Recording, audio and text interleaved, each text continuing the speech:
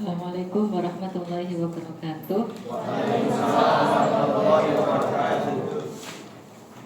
Sepertinya sudah datang semua ya. Soalnya sudah dikumpulkan di depan.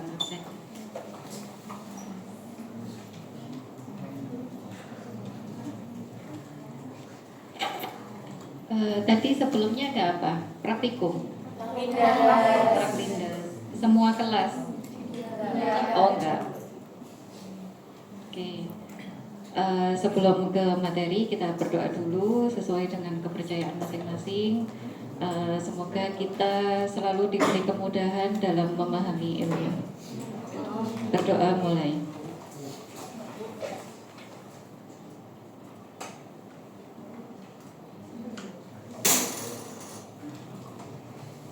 Baik, terima kasih. Bima nggak masuk ya?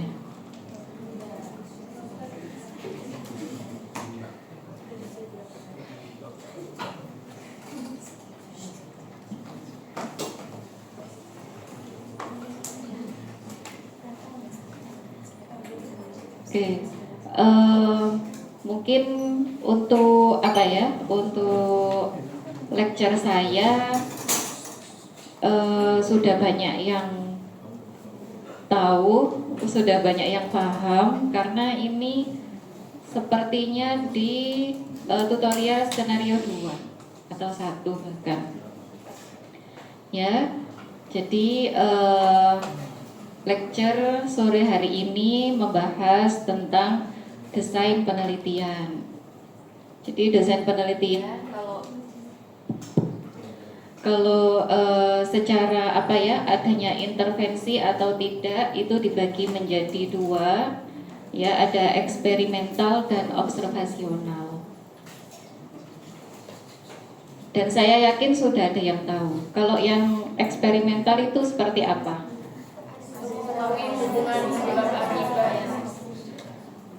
Ada yang menjawab adanya sebab akibat. Terus apa lagi? Ada intervensi. Kalau observasional? Mengamati. Terus apa lagi? Tidak ada intervensi. Ya, mesti lawan kata ya. Oke, tujuan pembelajaran hari ini ya terkait perbedaan mengenai penelitian eksperimental dan observasional, kemudian mengidentifikasi jenis-jenis masing desain. Jadi nanti eksperimental ada macamnya, observasional juga ada ya macam-macamnya. Kemudian memahami kelebihan maupun keterbatasan dari masing-masing desain. Dan memilih desain yang tepat untuk kasus medis. Jadi nanti di akhir saya memberi beberapa contoh kasus ya.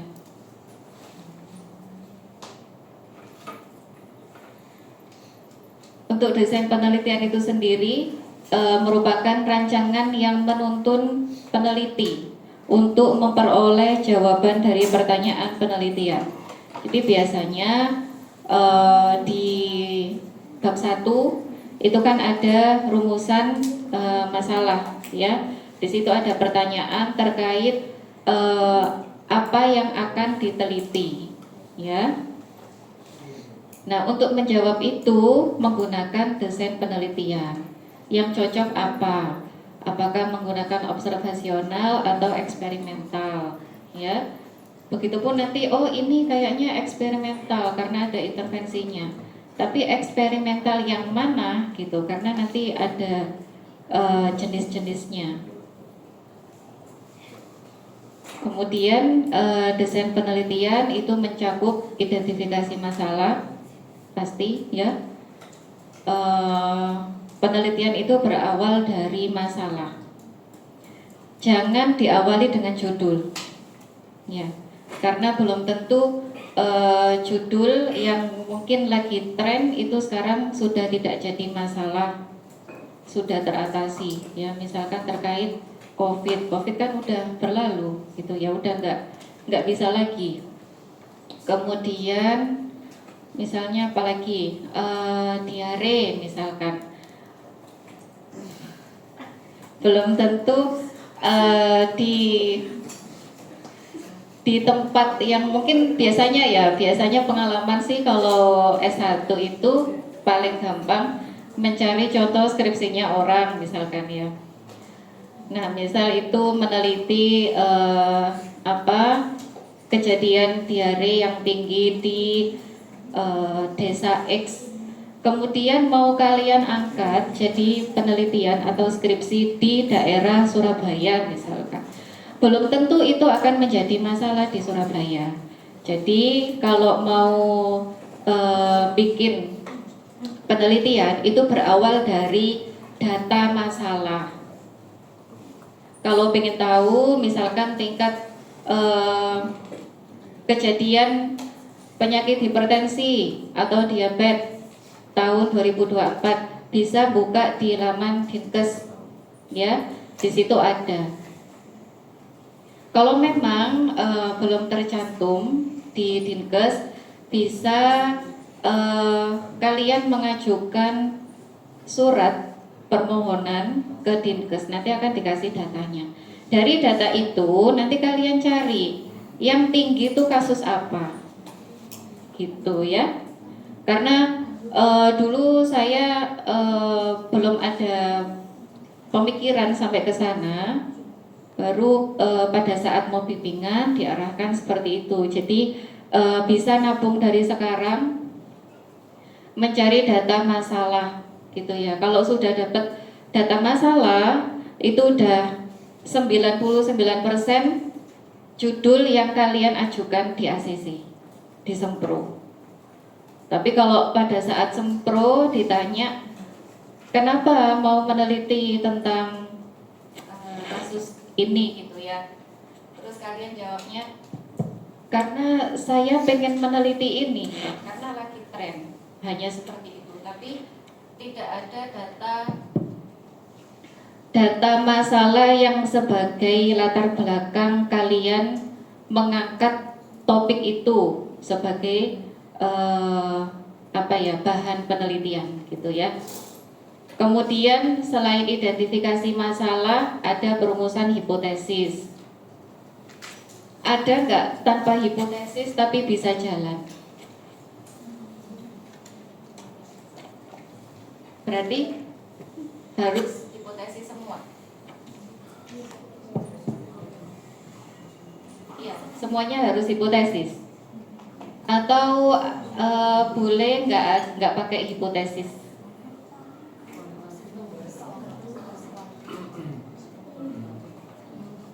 Gimana? Itu gimana tuh? Jangan bisik-bisik dong, nggak dengar saya. Yang penelitian kualitatif itu tidak ada hipotesis. Yang kualitatif. Terus yang kuanti? Ada. Harus ada atau boleh tidak menggunakan hipotesis? Harus ada. Oke. Tapi untuk observasional itu boleh tidak menggunakan hipotesis. Ya, karena hanya mendeskripsikan. Jadi nggak wajib ada hipotesis untuk yang observasional.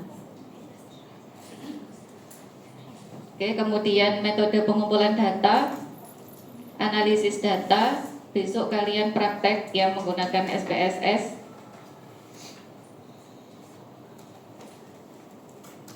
Mumpung ingat, jadi biasanya tiap blok itu kan komponen nilainya itu CBT 65%, kemudian tutorial 20%, dan praktikum 15%. Tapi khusus blok riset ini karena lebih banyaknya menggunakan akan menghasilkan proposal, entah itu proposalnya akan dilanjutkan deskripsi atau tidak, sehingga komponen nilainya lebih tinggi di praktikum.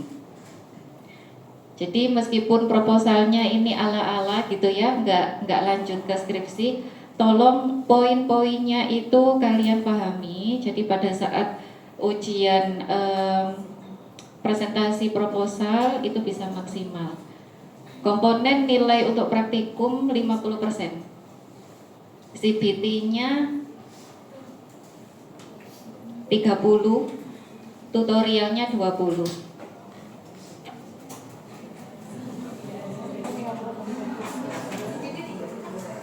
CBT 30%. Ya, lebih tinggi praktikum. Karena memang lumayan itu proyek yang dihasilkan menguras pikiran.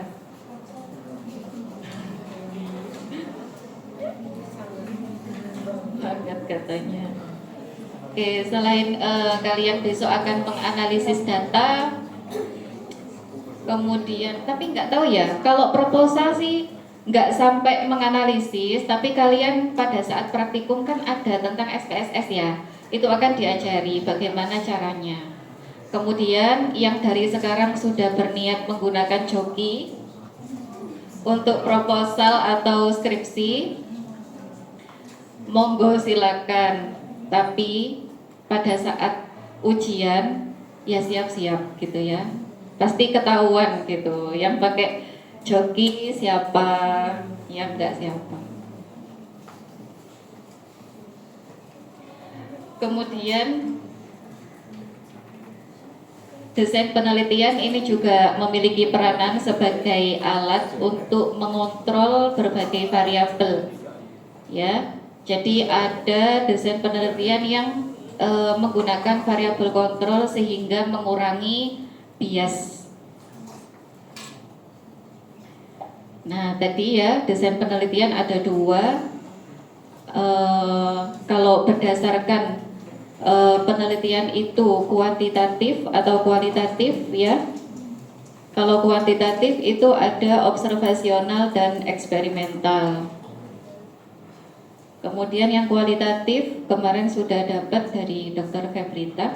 Jadi saya nggak membahas terkait penelitian kualitatif. Dan untuk kesehatan ya, khususnya kedokteran itu sepertinya hampir semuanya penelitiannya kuantitatif.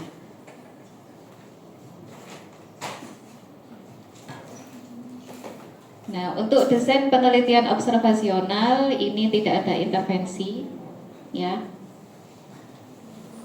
Kemudian mengamati dan menganalisis kejadian secara alami, karena memang tidak mengintervensi ya udah apa adanya itu diamati, ya. Untuk penelitian observasional itu dibagi menjadi dua, ada analitik dan deskriptif. Kalau analitik ada yang cross seksional. Cross seksional itu yang gimana? Dilakukan pada satu waktu. Kemudian yang case control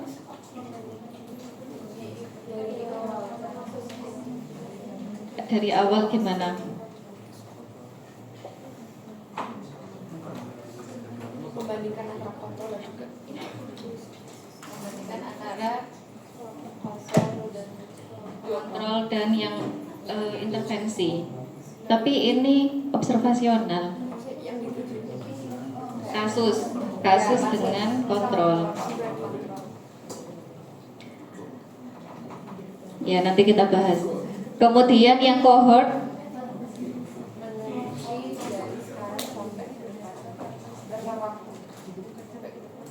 sampai ke depan. Kalau case control ditarik ke belakang. Itu ya gambarannya. Terus deskriptif, ya, penelitian observasional yang deskriptif. Ini bisa dengan survei, kemudian studi kasus, studi komparatif ya, membandingkan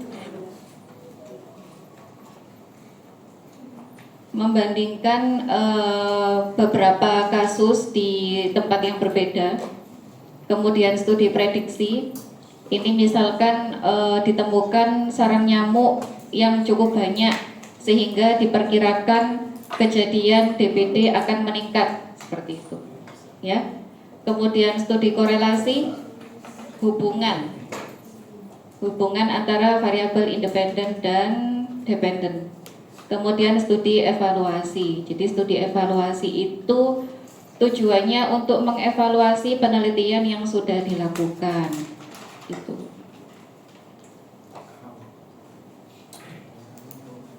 Izin bertanya. Iya. Untuk yang tadi itu kalau pakainya longitudinal itu masuknya ke analitik. Oke.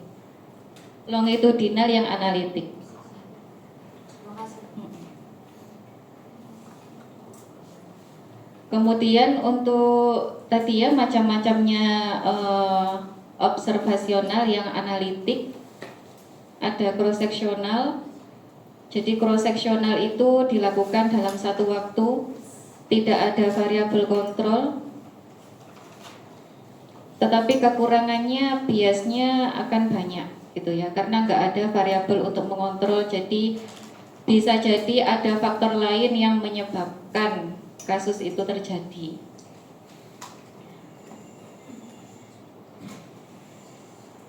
Ini penjelasannya, nanti bisa dibaca-baca.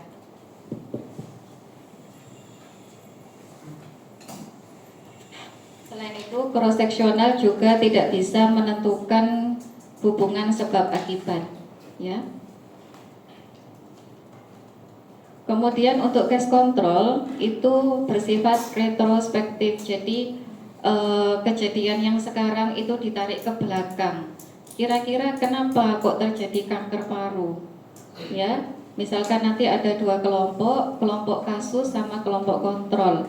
Jadi kelompok kasus misal ada pasien yang terkena kanker paru, kemudian kelompok kontrolnya itu yang tidak terkena kanker paru, kemudian ditarik ke belakang mengenai kebiasaan merokoknya misalkan, ya. Kebiasaan merokoknya misal dari durasinya, kemudian jumlah rokok yang dikonsumsi per hari, seperti itu.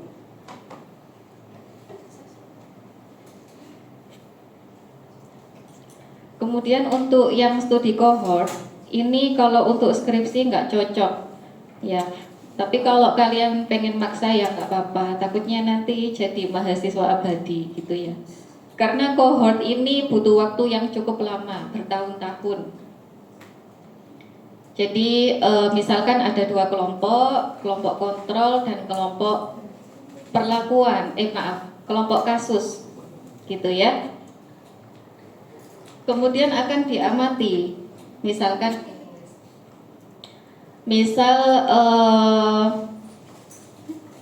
ada suatu perusahaan yang merekrut 1000 karyawan. Kemudian dari awal ditanya, jadi nggak ada intervensi karena memang ditanya.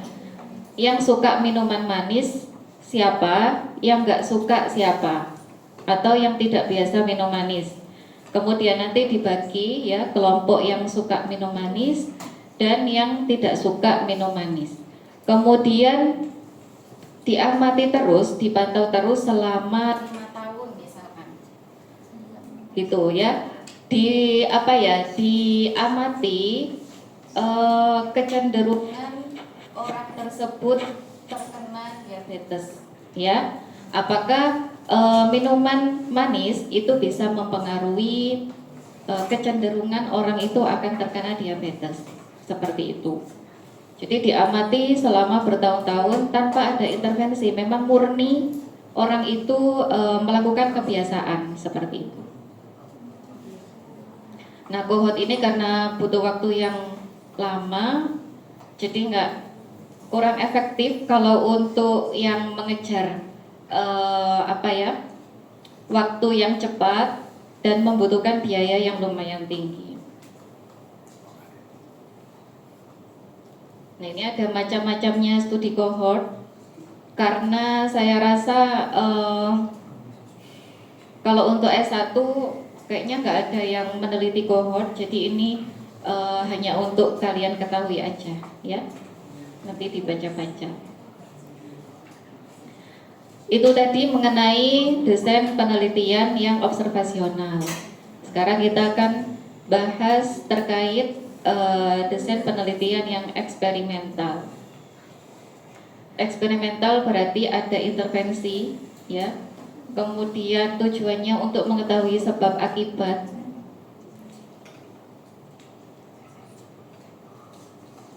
Ada 3 jenis penelitian eksperimental ya. Ada pre-eksperimental, kemudian ada true eksperimental atau biasa disebut dengan RCT ya. Kemudian ada kuasi. Kalau untuk pre-eksperimental ini ya, dia penelitian kuantitatif yang melibatkan pemberian perlakuan dengan subjek tapi tidak menggunakan kontrol dan random ya. Dia tidak ada kelompok kontrol, tidak menggunakan random juga. Itu yang pre-eksperimental. Kemudian penelitian pre-eksperimental ini biasanya digunakan untuk studi kelayakan. Jadi misal saya, karena dulu saya sebelum kedokteran ini berdiri, saya di prodi Tata Rias dengan Dr. Nike, karena di Tata Rias ternyata ada anatomi fisiologi juga, ada kesehatan kulit dan rambut, sehingga kami di sana sementara. Nah, kemudian penelitian saya menyesuaikan dengan prodi pada saat itu, sehingga saya meneliti tentang manfaat sabun maggot terhadap kelembapan kulit wajah. Nah, pada penelitian saya tahap awal itu karena belum selesai uji etiknya, kemudian meminimalisir terjadinya alergi dan lain-lain, sehingga saya mencobakan sabun itu di kulit tangan, nggak langsung di kulit wajah. Nah, itu namanya penelitian pre-eksperimental. Jadi untuk menguji apakah sabun ini layak digunakan di kulit wajah atau tidak. Setelah dinyatakan layak misalkan, kemudian akan dilakukan penelitian lanjut yang disebut dengan true eksperimental atau RCT, gitu ya.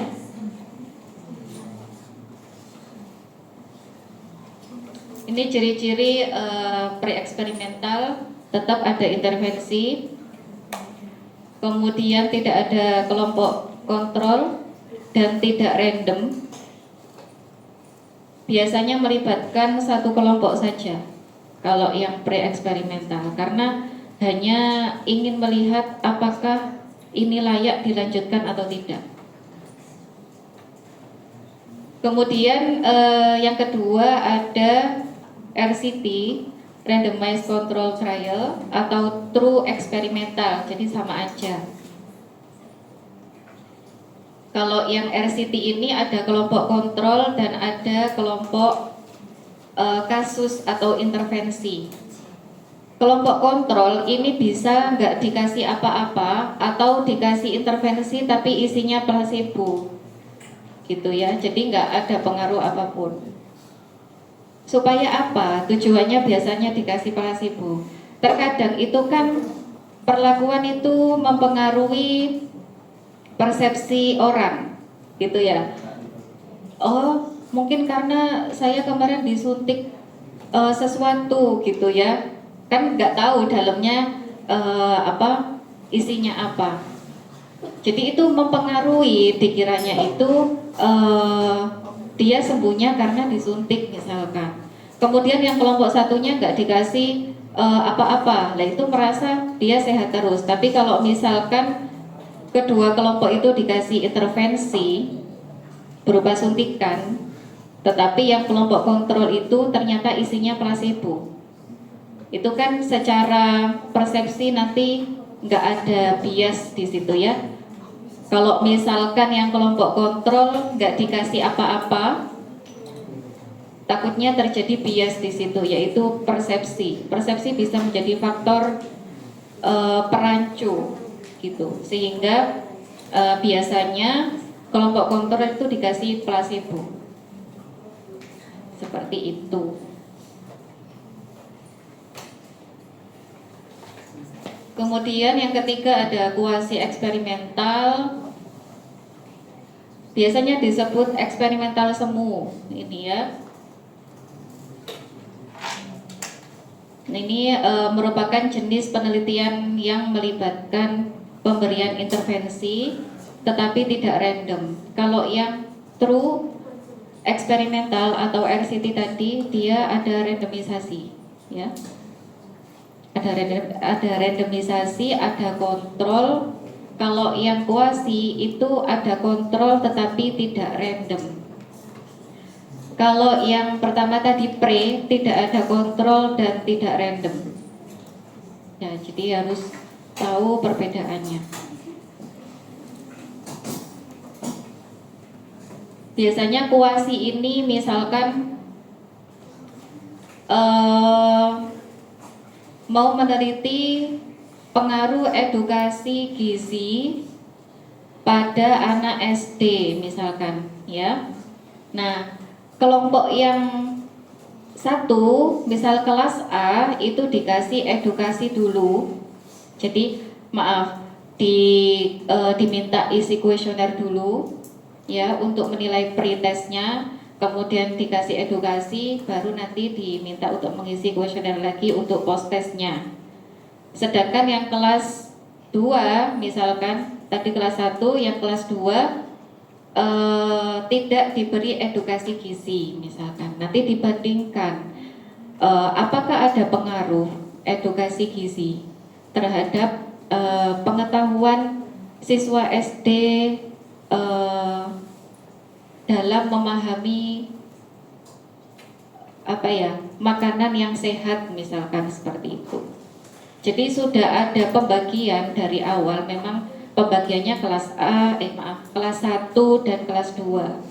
Tidak ada randomisasi yang secara sengaja maksudnya. Ya.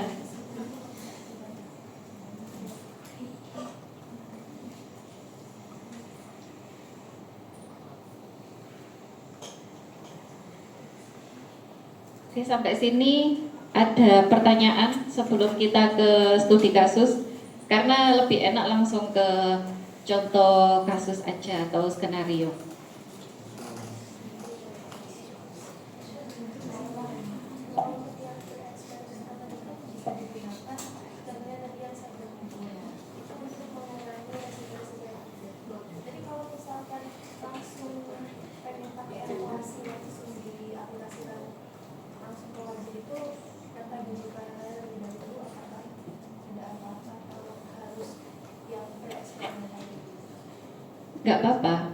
Nggak apa-apa. Sebenarnya tanpa pre-eksperimental langsung ke eksperimental, tapi dia kan kuasi misalkan ya. Nggak apa-apa, kan bedanya hanya kalau kuasi ada kontrol, kalau pre nggak ada. Gitu. Jadi biasnya itu akan lebih besar yang pre malah. Jadi boleh kalau langsung kuasi boleh. Gitu. Jadi misalkan saya mau melihat apakah memang sabun Magot ini bisa melembabkan atau tidak. Ada kelompok yang memang tidak kami kasih sabun, ya.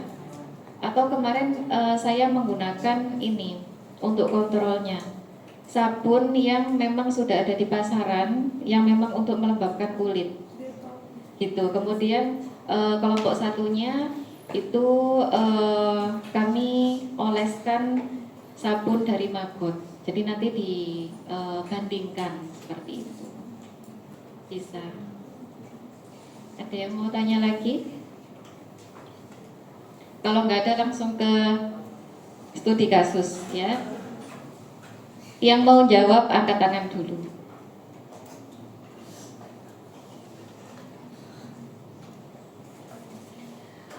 Oke, judulnya gambaran tingkat stres pada mahasiswa selama masa ujian akhir di Universitas A.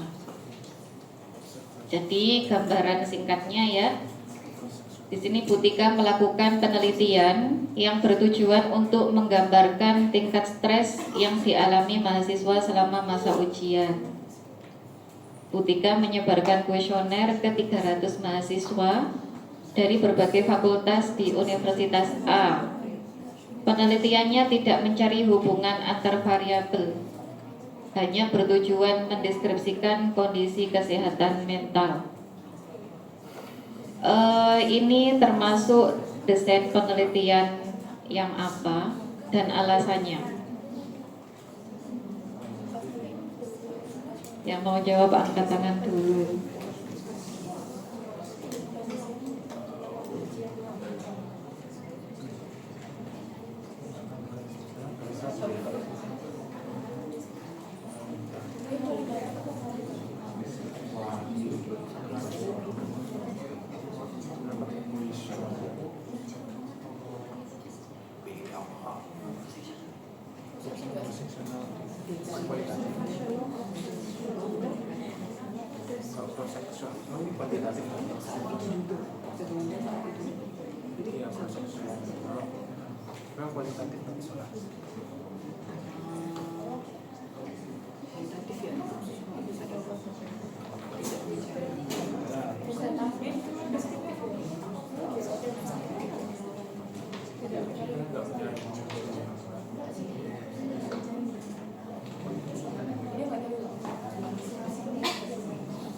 Silakan Agatha.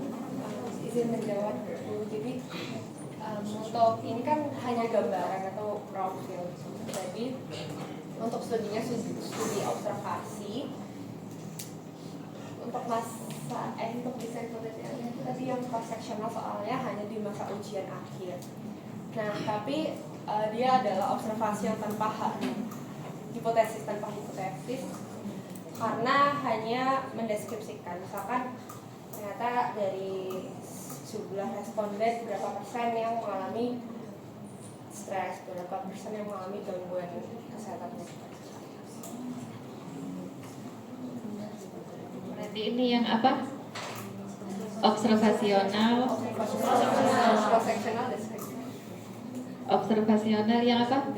Deskriptif. Oke. Oke, benar.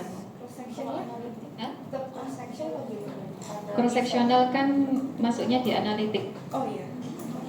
Oh, walaupun selama masa ujian. Enggak. Deskriptif aja. Oke, lanjut.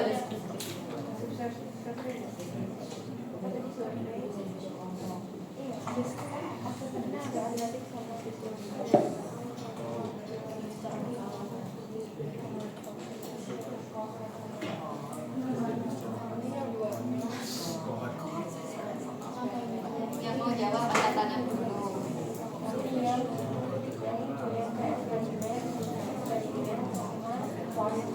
Dari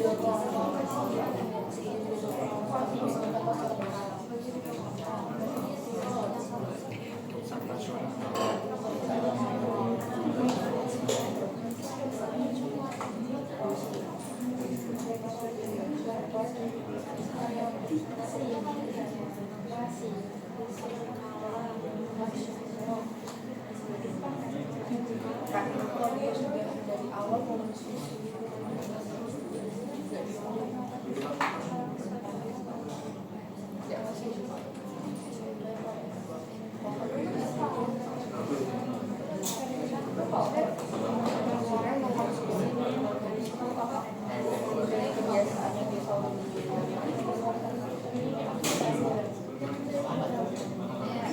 Ayo, ada yang mau menjawab? Angkat tangan. Ini gampang, ada kata kuncinya. Siapa yang mau jawab? Ya, silakan Mbak Sherly.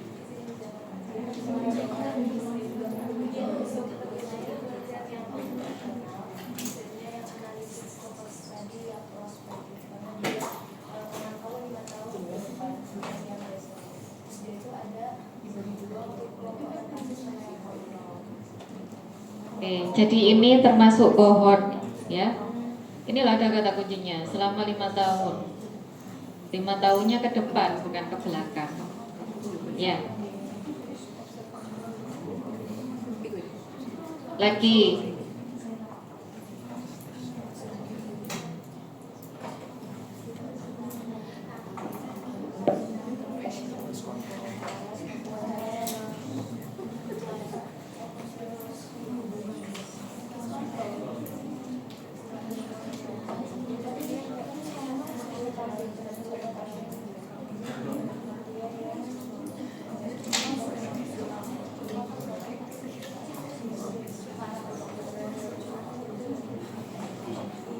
Apa ini? Angkat tangan dulu. Ya, Aryo. Kenapa? Terus?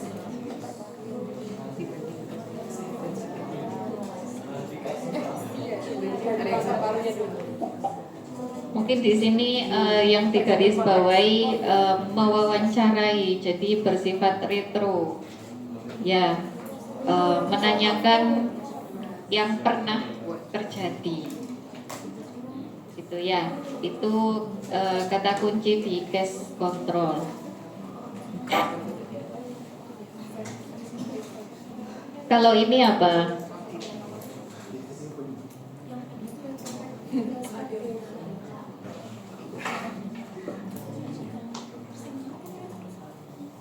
Ini apa?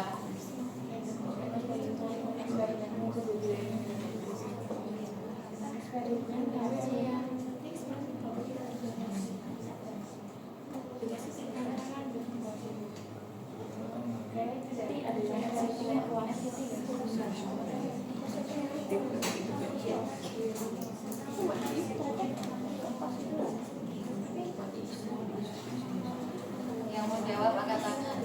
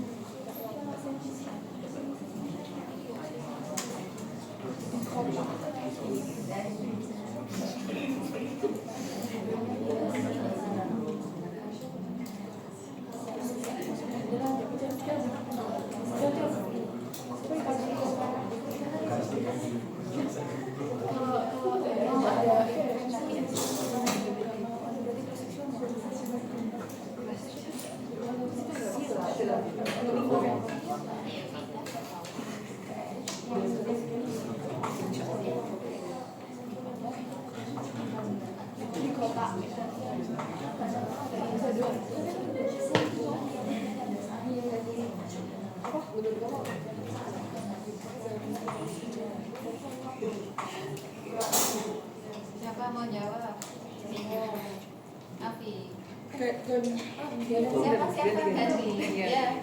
Menurut saya ini tergantung dari konteksnya. Kalau misalnya mau kuesionernya itu terus diinterpretasikan atau diintervensi, itu masuk di RCT. Tapi kalau misalnya cuma disuruh ngisi kuesioner di satu waktu itu masuk di cross section. Ya, atau RCT. Gantung itu ya. Enggak sesuai yang ada di sini. Itu RCT. Tapi kan belum 1 minggu.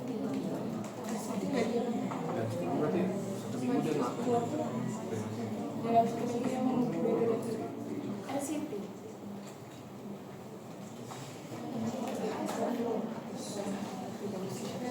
RCT.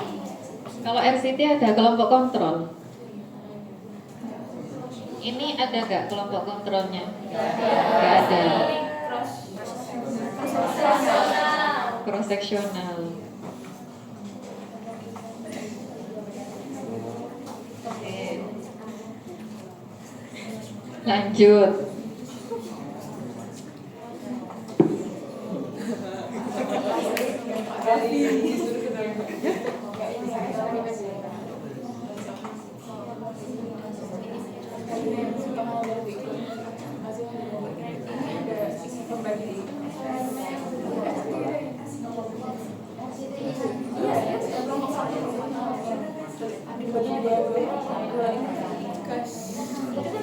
Apa ini?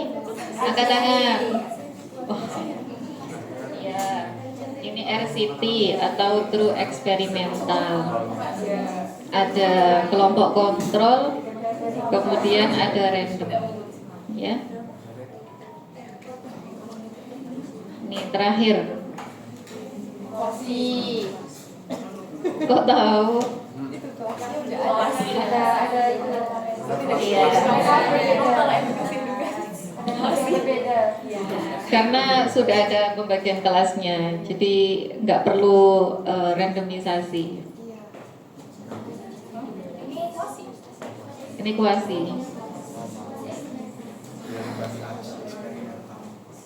Ada kelompok kontrol tapi nggak random. Udah selesai. Ada yang mau tanya mungkin? Iya. Tadi untuk yang eksperimental.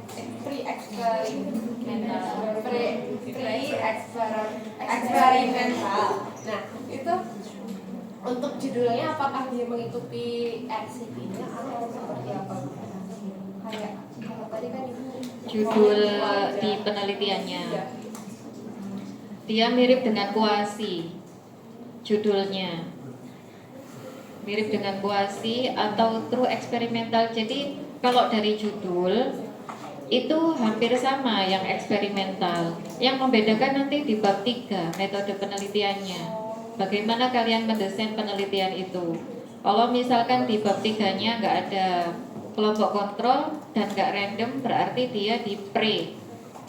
Itu ya, pre eksperimental. Tapi kalau di bab 3 kalian menyebutkan ada kelompok intervensi atau perlakuan dan kelompok kontrol, ya.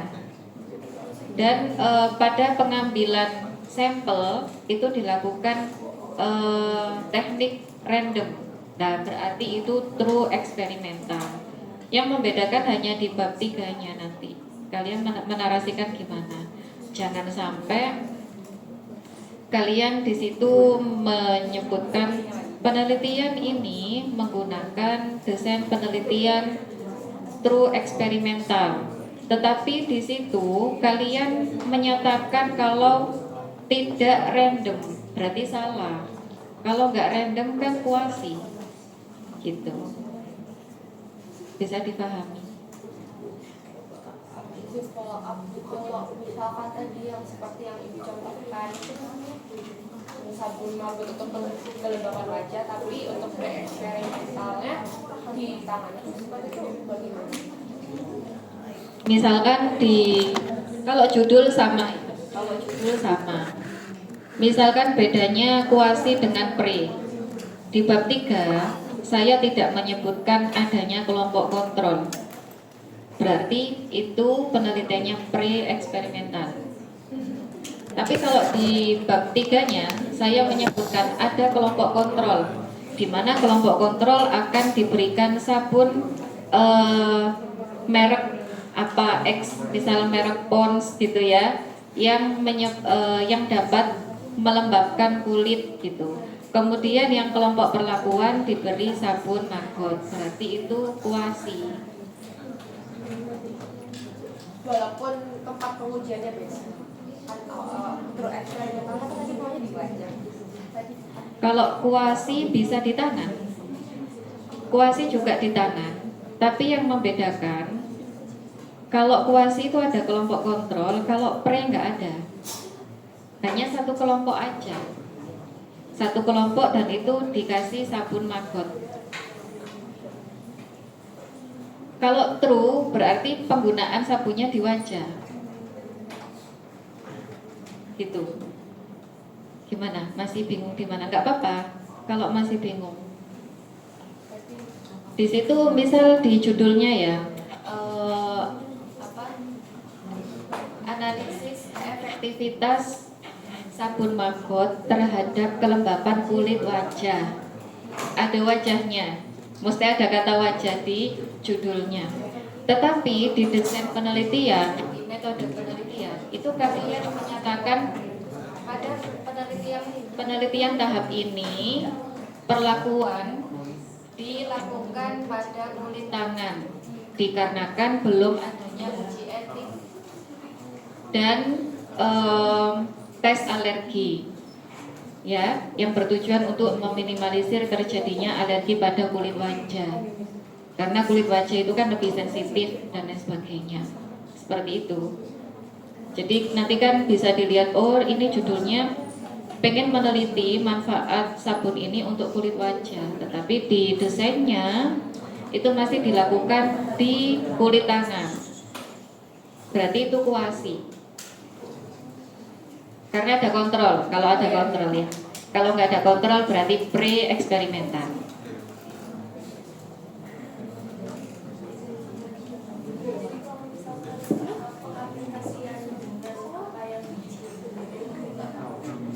Nggak apa-apa, yang penting dijelaskan.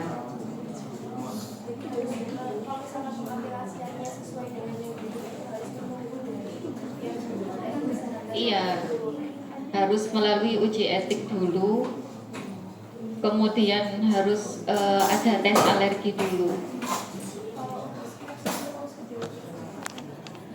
Setahu saya kalau skripsi kalau langsung ke orang ya, dan apa ya, mungkin resikonya tinggi, itu harus melalui uji etik. Tapi FK kita udah punya ini kok, komite etik penelitian itu. Jadi ya itu untuk manajemen waktu aja sih. Misalkan pengen lulusnya cepat ya, oh ya, mumpung bahas ini. Jadi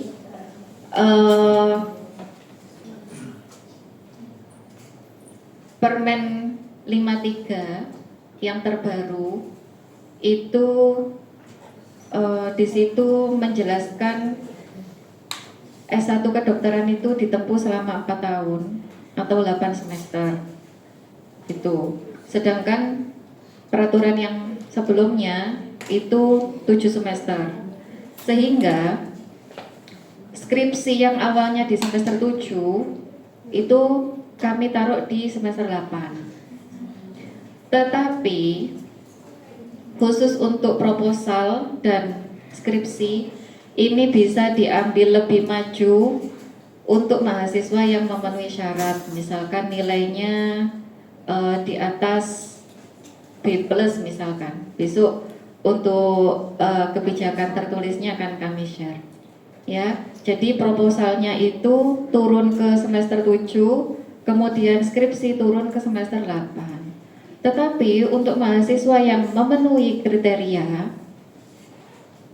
kalau ingin mengambil proposal di semester 6, kemudian skripsinya semester 7 boleh. Sehingga 7 semester kalian udah lulus. Gitu ya. Tapi kalau yang nilainya belum memenuhi kriteria, nggak usah putus asa ya. Kalaupun skripsinya di semester 8 itu masih terhitung lulus tepat waktu. Gitu. Nah, tadi terkait uji etik. Mumpung ingat tadi, jadi sekalian. Uji etik itu biasanya tergantung ya. Kalau saya dulu di UNER itu 2 bulan baru keluar uji etiknya. Itu nggak tahu ini yang di FK mungkin ya untuk internal ya, untuk mahasiswa mungkin bisa lebih cepat, misal sebulan gitu ya. Sehingga harus ada ancang-ancang kalau memang mau meneliti apa ya, terkait misal ada kandungan obat atau intervensi apa yang resikonya tinggi, yang butuh uji etik, itu berarti harus dari awal mulainya. Kalau bisa ambil datanya itu sudah mulai semester ini atau semester depan gitu. Untuk skripsi Itu tergantung kalian ya.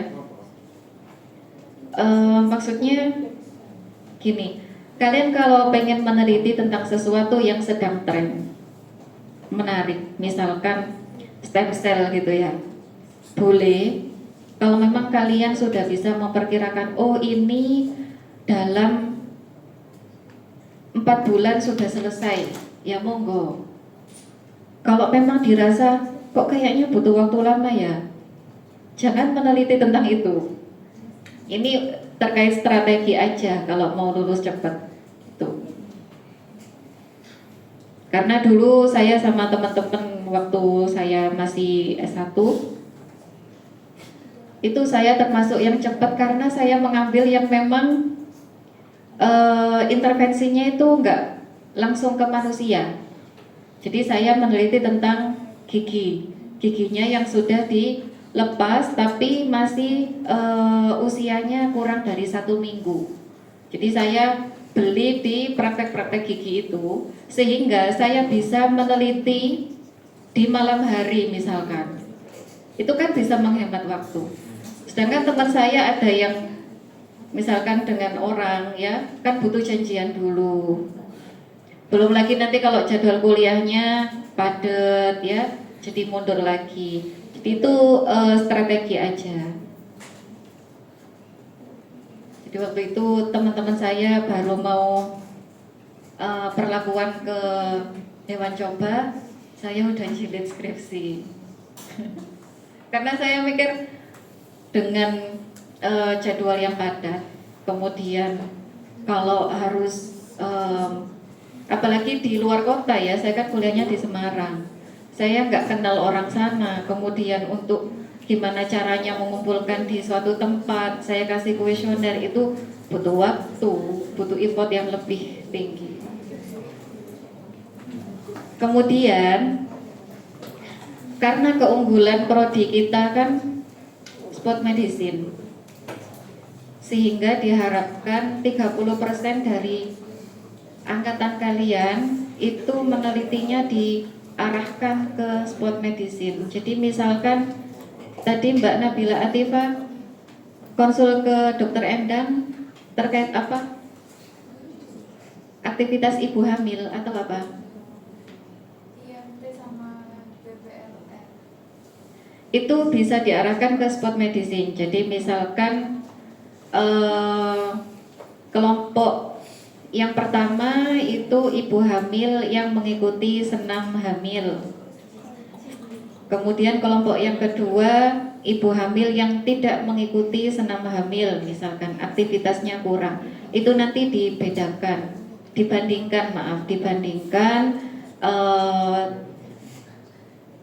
efeknya pada bayi yang dilahirkan misalkan. Itu kan mengarah ke sport medicine ya. Atau yang gampang itu ya terkait kardiorespirasi itu. Nanti bisa respondennya dari KONI. Di sana banyak atlet. Bisa.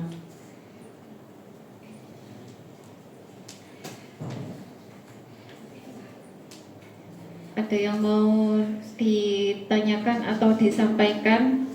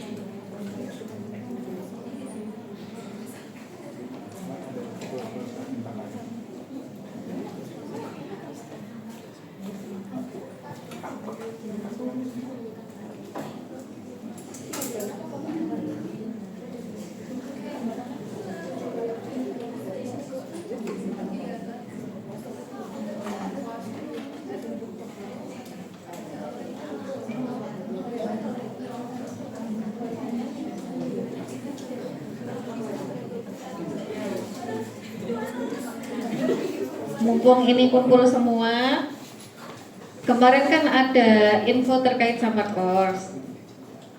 Adakah yang berminat ikut yang ke Jogja?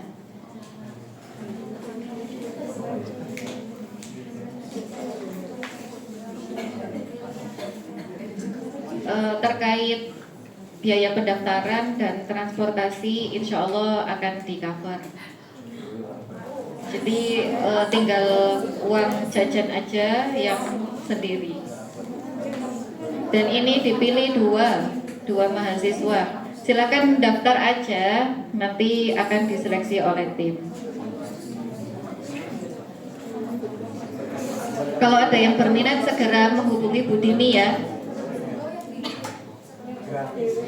Karena Bu Dini bagian tim internasionalisasi FK. Jadi kalau ada program terkait internasionalisasi, beliau yang akan mengkoordinir. Itu yang summer course di Jogja. Kemudian ada tawaran lagi, magang di Thailand.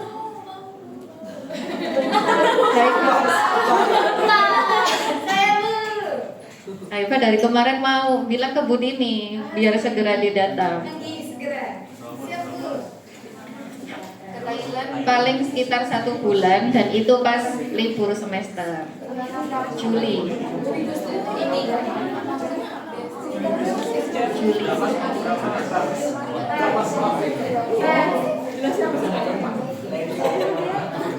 Untuk yang ke Thailand, insya Allah pendaftarannya juga ditanggung FK.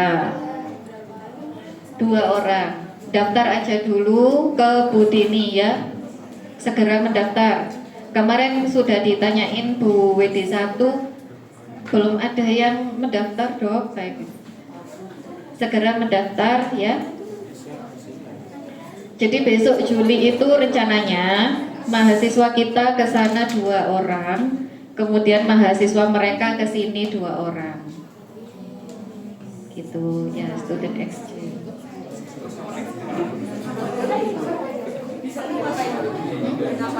Kayak ikut pembelajaran atau kalau kegiatannya apa secara jelasnya saya kurang tahu ya.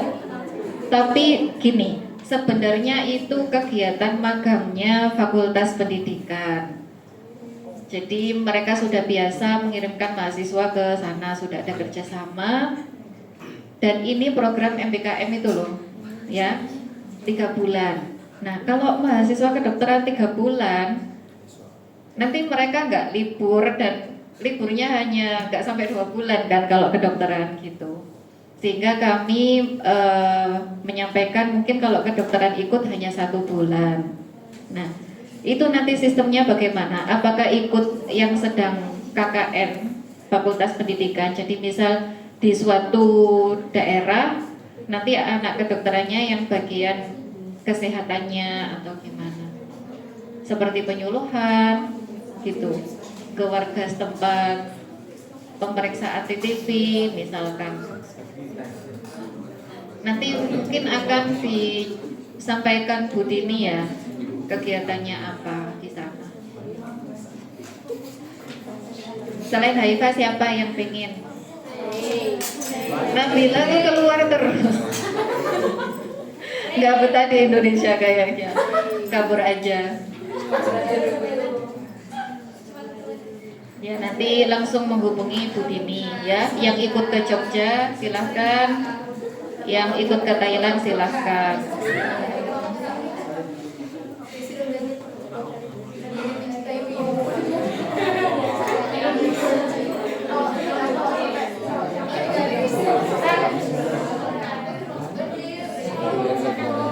Terus ini ya, ini sudah sholat semua kan? Sudah. Ada yang belum? Siap? Sholat dulu. Ridwan mau tahajud. Ya. Gini ya. Ini terutama untuk mahasiswi ya yang putri. kalau misalkan ada yang menghubungi minta ketemuan di luar, selain ya meskipun terkait kampus ya, entah pembelajaran atau apa ya yang alasannya terkait kampus, tapi ngajak ketemuannya di luar, silakan ditolak secara sopan ya, terutama kalau misalkan ya ini jagani aja. Kalau misal ada dosen yang ngajak ketemuan di luar, ya mungkin kalian nggak bales ya takut gitu ya, dibales nggak apa-apa tapi menolak dengan sopan. Atau misalkan dihubungi di tengah malam dan itu pembahasannya selain tentang perkuliahan, jangan dibuka dulu ya, bukanya besok siang kemudian baru dibales. Balesnya singkat saja, jangan mengundang balasan yang kemana-mana arahnya gitu ya.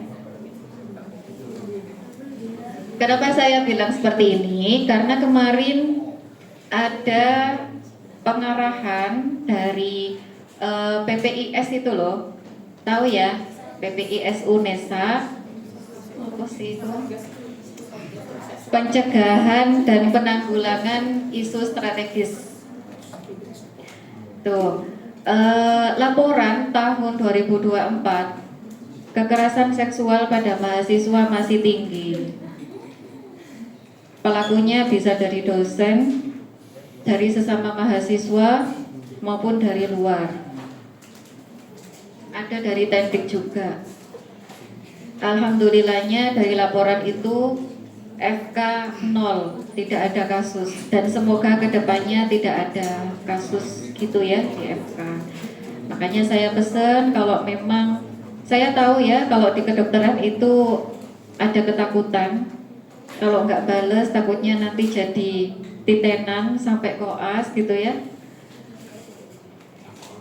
Karena dulu teman saya juga ada yang seperti itu. Apalagi besok kalau sudah masuk ke tahap skripsi, hati-hati.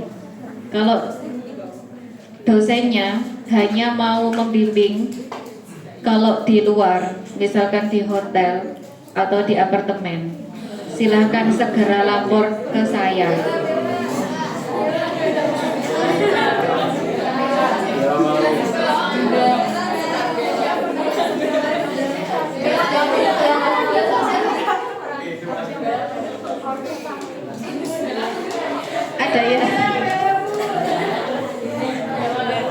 Ada yang menghubungi Bella.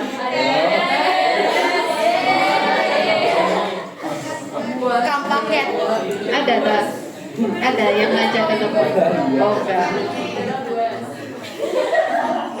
Itu hanya jokes anak-anak.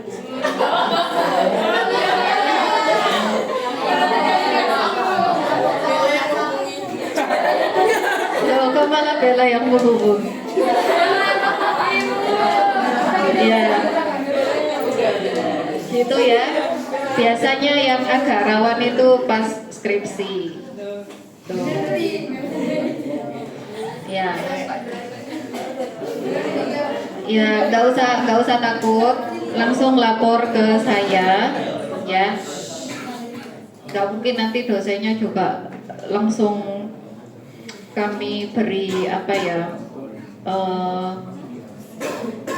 misalkan langsung mentah-mentah dikeluarkan kan, nggak sampai segitunya. Jadi tujuannya untuk melindungi mahasiswa dan nanti untuk dosen ya gimana nanti sanksinya gitu ya.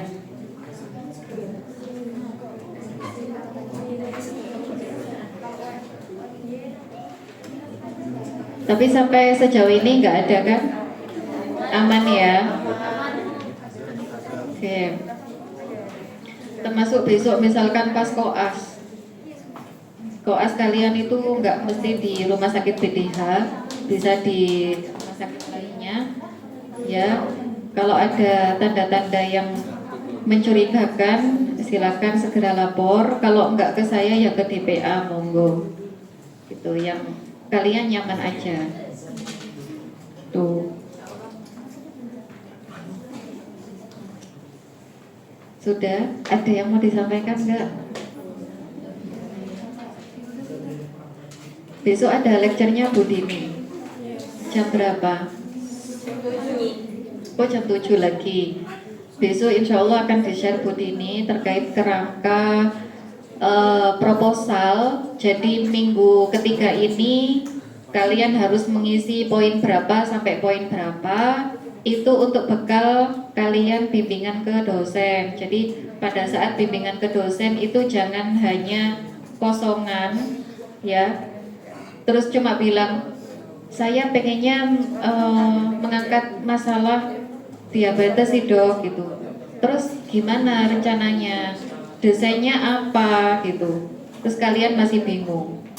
Jadi pada saat bimbingan ke dosen selalu membawa hard copy yang di-share Bu Dini. Jadi kerangkanya itu silakan diisi dulu, kemudian di print. Pada saat menghadap ke dosen itu dibawa, gitu ya, biar lebih efektif juga, nggak lama-lama bimbingannya. Oke, kalau memang tidak ada yang mau ditanyakan dan disampaikan, mungkin saya akhiri untuk pertemuan hari ini. Semoga sehat selalu dan semangatnya terus meningkat ya. Teman-temannya yang mungkin nilainya masih di bawah, tolong dirangkul, diajak belajar bareng ya. Kalau bisa lulus tepat waktu bareng gitu loh. Karena kalian lulusan pertama FK, nggak hanya prodi kedokteran tapi FK. Kalian angkatan pertama. Oke, terima kasih. Saya tutup. Wassalamualaikum warahmatullahi wabarakatuh.